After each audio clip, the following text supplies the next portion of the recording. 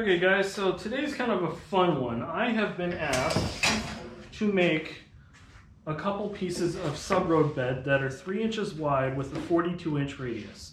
So I got a piece of 3/4 inch plywood here. This is 26 inches wide by 8 feet long. It was actually a piece of scrap. And then I've got an additional piece of plywood, 3/4 inches thick, and it's roughly 4 foot long. I just put pocket holes in one end to make things work a little easier for me. So to get started, we're going to go ahead and we're going to put some screws in here. So what we need to do is we need to pick a spot to get ourselves started. So we know we need a 42-inch radius with 3 inches total width. So we actually need 43.5 inches to the outer edge. So in order for me to get that on this piece of plywood, I need to measure to here, which is 43.5 inches. And for the sake of you guys being able to see it, I'm going to use permanent marker today. Normally I use a mechanical pencil for just about everything. So I got 43.5 inches here, and that does leave me about a 1/2 inch on the other side. So we know that's roughly where we want to start. And then what I'm going to do is I'm going to take an aluminum straight edge here.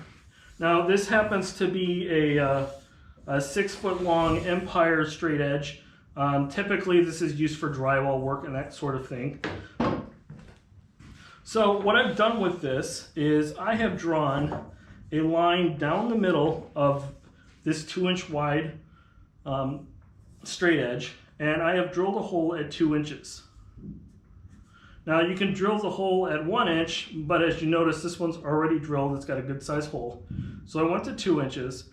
You can also go to a 1/2 inch, but I found that the math gets a little more crazy and I tend to mess up more often. So I've gone with 2 inches, which means the number that I actually need to measure to get myself a 42-inch radius for the center line is actually 44 inches. So I'm going to go ahead and take this here, and what I'm going to do is I'm going to line up the bottom of my ruler here with the bottom of the wood. That does a few things for me. I know that that's going to be the 90-degree angle.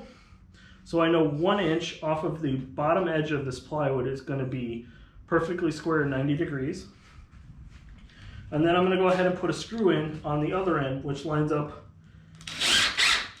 with my permanent marker mark. And you'll notice I'm not tightening it, so it still wiggles. And then I'm going to grab a mechanical pencil. So I got my handy dandy orange one here. Now I do prefer 0.09 millimeter lead versus the 0.7 or the 0.5. I found that I'm a little rougher with these than most people. So just for the sake of you being able to see what's going on, I'm going to go ahead and mark here at 44 inches.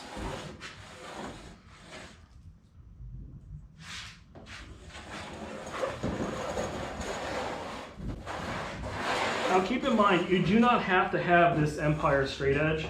You can use a piece of plywood. You can use even cardboard if you're just doing a couple little things. You just have to be more careful about it sliding back and forth. So this is my center line of where the track's going to be. Now for my client, I'm going to go ahead and draw that in, because then he doesn't have to measure anything. He can just line his cork right up on this line and go to town. Okay, so now I've found that I actually do need to drill a hole at my 45.5 inches to get my total of 3 inches. So I'm going to go ahead and grab a 5/64 drill bit. I can get it out of here.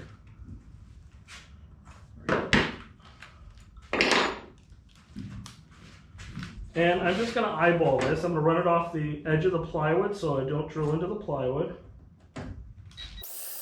Now keep in mind there will be a little bit of burrs on the back, so go ahead and rub those off with your finger before you get started here. So now I have that hole where I need it.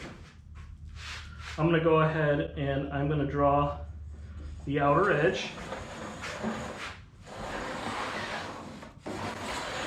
And then, very important, I'm going to give myself a little tick mark on this line because I know that's the one I actually need to cut. If you don't do that, inevitably you're going to forget. And then I'm also going to go to 42.5 inches to get the other side of that 3-inch wide piece. So now this one's ready to go, but we want to keep going. So what I'm going to do on this end here is, because I know this edge here is 2 inches off, I'm going to go ahead and mark that. I'm going to take it apart.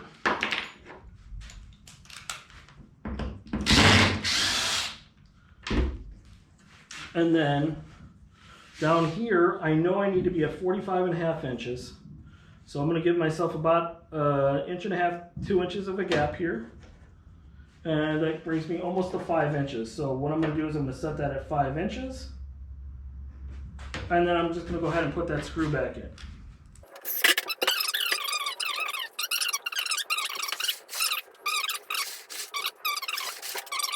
So this end ended up interfering up there, but I only need a 45-degree angle on this.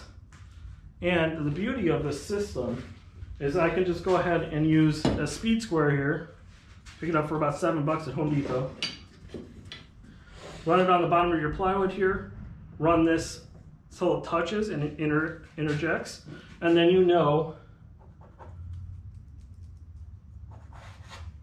that mark right there, plus 1 inch, you know that is the 45 degrees that you need. And in my particular case, I only need 2 of these, so I'm gonna go ahead and leave it there.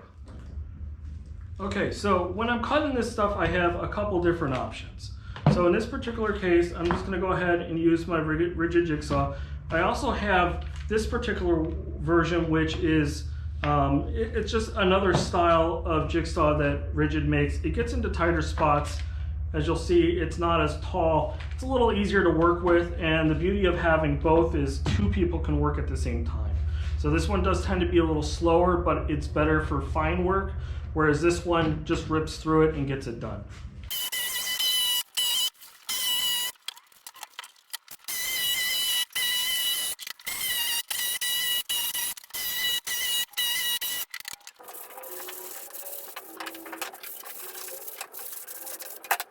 Okay, so once you get these cut and installed, this is what I mean about the center line. So at this point, you can just take your cork and just go ahead and secure it right to that center line,